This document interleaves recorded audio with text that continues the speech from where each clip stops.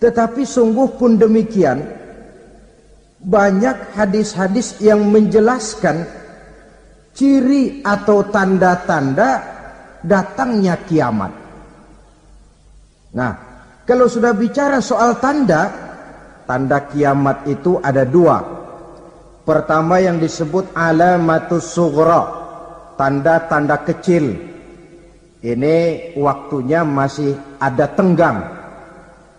Ada yang dinamakan alamatul kubra, tanda-tanda besar. Artinya kiamat sudah diambang pintu. Apa tanda-tanda kecil dari datangnya hari kiamat itu?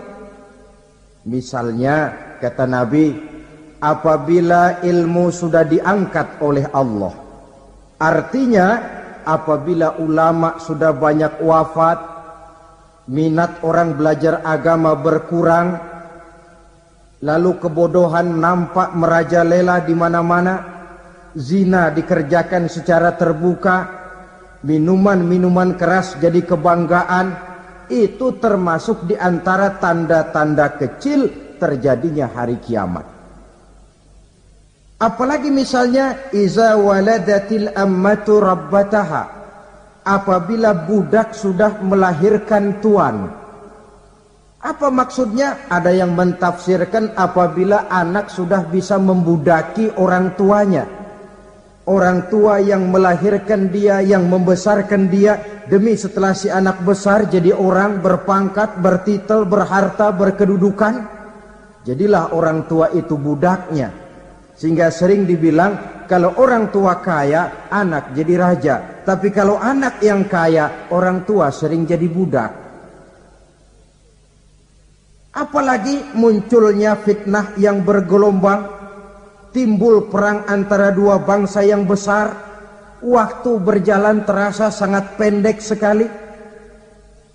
Itu merupakan tanda di antara tanda-tanda kiamat.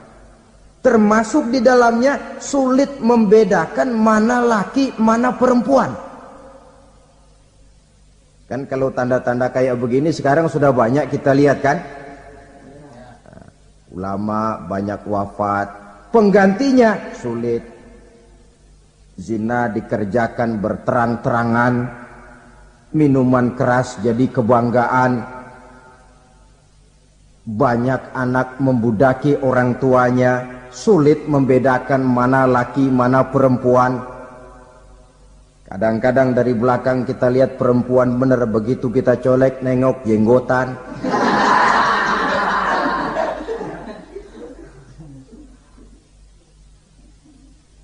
Ini termasuk tanda-tanda kecil, masih ada tenggang sampai akan terjadinya kiamat itu. Nah, yang dimaksud dengan tanda-tanda besar, ini tanda besar artinya kiamat sudah diambang pintu. Pertama, matahari terbit dari sebelah barat. Apabila matahari sudah terbit dari arah sebelah barat, tertutuplah sudah pintu taubat. Bersabda Nabi kita, la taqumus sa'atu hatta tatlu'a syamsu min maghribiha. Tidak akan datang hari kiamat sampai matahari terbit dari arah sebelah barat. Fa iza tala'at, manakala matahari telah terbit dari arah sebelah barat, wara'ahan nasu, manusia banyak menyaksikan itu, amanu ajma'un, mereka pun lalu beriman. Yang tadinya kafir, yang tadinya ingkar, yang tadinya membangkang, setelah melihat matahari terbit dari sebelah barat, buru-buru beriman, berlomba-lomba mengucap dua kalimat syahadat. Tapi apa yang terjadi? Kata Nabi, wadzalika hina la yanfa'u nafsan imanuha lam takun amanat min qabl. Hari itu adalah hari yang iman sudah tidak berguna lagi bagi seseorang apabila sebelumnya memang dia tidak pernah beriman. Au kasabat fi imaniha khaira, atau beriman tetapi tidak pernah melakukan kebajikan di dalam keimanannya itu. Hari yang sudah kasib, hari yang sudah terlambat, beriman tidak akan ada gunanya lagi. Ini pelajaran buat kita. Sebelum sang surya terbit dari sebelah barat, sebelum nafas sampai di tenggorokan, artinya pintu taubat masih terbuka. Kalau dua hal itu sudah terwujud, nafas sudah sampai di kerongkongan atau matahari sudah terbit dari arah sebelah barat, tertutuplah sudah pintu taubat. Tak ada lagi gunanya pangkat, jabatan, harta, bahkan beriman pun dalam suasana macam itu. Too late, kata orang Kulon. Sudah terlambat. Matahari terbit dari arah sebelah barat. Itu tanda besar, artinya kiamat sudah di ambang pintu. Lalu apalagi tanda besar? Munculnya Dajjal. Dajjal artinya pendusta-pendusta yang menyesatkan manusia. Ada dua macam Dajjal, saudara. Ada Dajjal kecil. Ini Dajjal kelas teri. Kalau ini sejak zaman Rasulullah sudah ada itu. Tiap zaman ada. Di zaman Rasulullah misalnya ada yang bernama Aswad al-Unsi dari Yaman. Ada yang namanya Musailamah al-Kazzab dari Yamamah. Ada yang namanya Ibnu Sayyad dari Madinah. Ini Dajjal di zaman Rasul. Musailamatul Kazzab memproklamirkan diri jadi nabi dia. Di zaman Rasul masih hidup. Ini Dajjal zaman Nabi. Di zaman sahabat muncul Dajjal. Di zaman kita sekarang ini Dajjal pun gentayangan. Dajjal kelas teri. Kerjanya mendustakan manusia, menyesatkan manusia, memalingkan manusia dari jalan yang benar dan diridhoi oleh Allah Subhanahu wa taala. Adapun yang merupakan tanda besar dari datangnya kiamat, Dajjal kelas kakap. Pembohong-pembohong besar yang menyesatkan masyarakat manusia berpaling dari jalan Allah mengikuti jalan mereka. Apa sih ciri Dajjal itu? Kata Nabi dalam hadis Bukhari Muslim, Innad Dajjala, sesungguhnya yang namanya Dajjal itu yakhruju, satu saat akan muncul mendekati hari kiamat.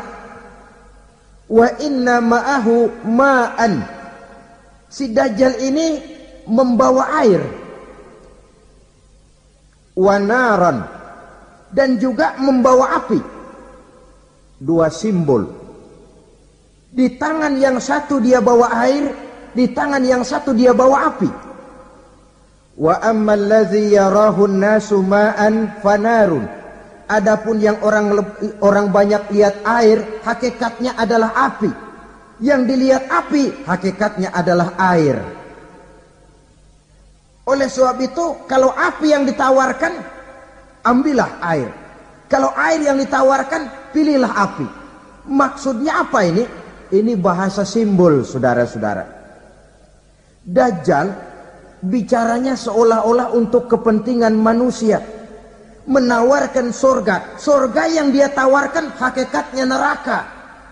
Hai manusia, kalau kau mau bahagia, jangan dekat-dekat dengan agama. Solat itu tidak efektif dan efisien, tidak produktif dari segi ekonomi itu. Menghadiri majelis taklim cuma buang-buang waktu. Tahajud, tasbih, tahlil, baca Quran, apa itu? Pekerjaan mubazir saja. Hidup ini cuma sekali. Masa yang cuma sekali, manfaatkan dengan sebaik-baiknya. Mumpung. Dibawanya sifat mumpung, tetapi dalam pengertian yang sangat negatif. Bicaranya seolah-olah untuk kepentingan manusia, tetapi sebenarnya menjerumuskan manusia. Menawarkan air, tapi sebenarnya api. Menawarkan api, tapi hakikatnya air. Buat apa kamu sholat? Buat apa kamu bayar zakat? Buat apa kamu puasa? Surga yang dicanangkan Dajjal hakikatnya neraka. Neraka yang digambarkan Dajjal pada dasarnya adalah surga. Jadi memutarbalikkan fakta itu kerjaan Dajjal. Yang hak jadi batil, yang batil dibilang hak, yang benar jadi salah, yang salah malah jadi benar. Tuntunan disuruh jadi tontonan, tontonan malah menjadi tuntunan. Itu pekerjaan Dajjal profesinya. Zamannya Nabi Adam, Dajjalnya kan iblis. Betul? Betul. Apa sih rayuan iblis itu? Allah setelah menciptakan Nabi Adam kan bilang, Adam, kau dan istrimu Hawa tinggal di surga ini. Seluruh fasilitas yang ada di surga persilahkan kau nikmati. Satu yang tidak boleh, jangan coba-coba dekati pohon khuldi. Dekat saja jangan, apalagi sampai memetiknya. Datang Dajjal yang namanya iblis ini. Adam, kamu tahu nggak kenapa tidak boleh makan buah khuldi? Ya nggak tahu, pokoknya saya dilarang. Bodoh kamu Dam. Khuldun artinya kekal. Kalau kamu makan itu buah, kau akan kekal di surga buat selamanya. Allah tidak kepengen, maka dilarang kamu makan buah khuldi. Kalau kau ingin kekal di surga Adam, makan saja. Saya bicara begini ini untuk kepentingan kamu Adam. Ini kan ciri-ciri Dajjal. Bicaranya sih seolah-olah untuk kepentingan Nabi Adam. Hakikat sebenarnya menjerumuskan Nabi Adam supaya ingkar dan melanggar larangan dari Allah Subhanahu wa ta'ala. Jadi setelah muncul Dajjal, timbul kekacauan-kekacauan di masyarakat. Banyak yang terpengaruh, terpedaya dan terpesona. Termasuk mereka yang memproklamirkan diri jadi nabi. Mereka yang memproklamirkan diri jadi rasul di zaman sesudah Rasulullah wafat. Itu adalah Dajjal-Dajjal. Maka saya ingatkan, kalau di zaman kita sekarang ini ada orang ngaku jadi nabi, ada orang ngaku jadi rasul, biar bahasa Arabnya kental, Quran hafal, hadis ribuan hadis hafal, biar pakai serban sampai menyengser ke tanah, bahasa Arabnya fasih, tapi dia mengaku jadi nabi, jadi rasul. Kita umat Islam wajib tidak percaya, wajib untuk tidak percaya. Itulah Dajjal-Dajjal zaman kita sekarang ini. Tidak mustahil mereka datang mempengaruhi orang-orang awam supaya berpaling dari Rasulullah, mengikuti mereka. Nah, di akhir zaman nanti, mendekati hari kiamat, Dajjal ini muncul. Dajjal kelas kakap, menyesatkan masyarakat manusia untuk berpaling dari Islam, mengikuti seruan mereka. Apalagi di antara datangnya kiamat itu, tanda yang besar itu, turunnya Nabiullah Isa Al-Masih, putra Maryam. Menurut berbagai hadis yang sahih, Nabi Isa Al-Masih nanti akan turun lagi. Tidak membawa risalah yang baru, tapi meluruskan risalah Islam ini yang telah banyak ditinggalkan oleh masyarakat. Bahkan ada hadis menjelaskan beliau akan membunuh Nabi, mematahkan kayu-kayu salib, lalu melaksanakan haji dan umrah mengikuti syariat Nabi Muhammad, bukan membawa agama baru. Menjadi semacam mujaddid, reformer, menyelamatkan manusia dari bisikan Dajjal. Bahkan ada riwayat yang menjelaskan bahwa Nabi Isa berhasil mengalahkan Dajjal, mengembalikan masyarakat manusia kembali kepada ajaran Islam yang datang dari Allah, dibawa oleh Rasulullah sallallahu alaihi wasallam. Dengan kata lain, turunnya Nabi Isa bukan sebagai nabi dan rasul baru, tetapi mengikuti syariat Nabi kita Muhammad sallallahu alaihi wasallam. Saudara hadirin, ibu-ibu hadirat yang saya hormati, kemudian apalagi di antara tanda-tanda besar akan datangnya kiamat itu keluarnya asap atau awan. Kata Nabi, inna min asrati sa'ah dukhanan yamla'u ma bainal masyriqi wal maghrib. Di antara tanda-tanda kiamat munculnya awan atau asap yang memenuhi antara langit dan bumi. Ini pun diperkuat dalam surah Ad-Dukhan ayat 10. Fartaqib yauma ta'tis sama' bidukhanin mubin fayughshan nas hadza azabun alim. Bagi orang-orang yang beriman mereka biasa-biasa saja, tapi bagi orang kufur datangnya asap dan awan ini merupakan azab yang kelewat pedih. Barangkali sedikit mendekati gambaran tentang azab yang pedih ini, saya ingatkan alam pikiran kita kepada peristiwa yang belum lama terjadi. Pernah dengar berita bocornya reaktor nuklir di Chernobyl, Uni Soviet? Pernah dengar? Nah. Bocornya reaktor nuklir di Chernobyl yang mengakibatkan ratusan bahkan sangat mungkin ribuan nyawa. Cuma satu reaktor. Bagaimana kalau seluruh cadangan nuklir yang dimiliki oleh para negara adik kuasa ini diledakkan? Bahkan yang konon menurut catatan, cadangan nuklir yang dimiliki bersama oleh Amerika dan Rusia sekarang ini sudah sanggup memusnahkan 6 miliar manusia. 1,5 kali lebih banyak dari jumlah manusia yang nongkrong di permukaan bumi ini. Saudara-saudara hadirin yang saya hormati, lalu saat mendekati hari kiamat, apalagi tandanya? Setelah Nabi Isa wafat, pada saat turunnya yang kedua kali, lalu Allah meniupkan angin sejuk. Semua orang-orang beriman, orang-orang baik wafat, sehingga penghuni bumi ini cuma tinggal lagi terdiri dari orang-orang kafir. Tidak ada lagi di bumi ini yang bisa mengucapkan Allah. Sehingga dalam hadis qudsi itu ada keterangan, innallaha azza wa jalla yaqulu li Israfil. Allah pernah pesan kepada malaikat Israfil. Kata Allah, Israfil, iza sami'ta qailan yaqul Allah Allah fa akhirin nafakh 40 sanatan ikraman liqailiha. Hai Israfil, apabila kau dengar di permukaan bumi masih banyak orang yang mengucapkan Allah Allah, maka tunda sangkakala kiamat itu 40 tahun. Untuk apa? Ikraman liqailiha, menghormati orang yang mengucapkan Allah Allah itu. Wah, jadi karena sekarang masih banyak yang mengucapkan Allah, besar hatilah kita, masih jauh kiamat itu. Tapi jangan lupa, kiamat pribadi, kiamat kecil itu yang gak kita sangka-sangka. Ajal datang mencabut nyawa, itu kiamat pribadi.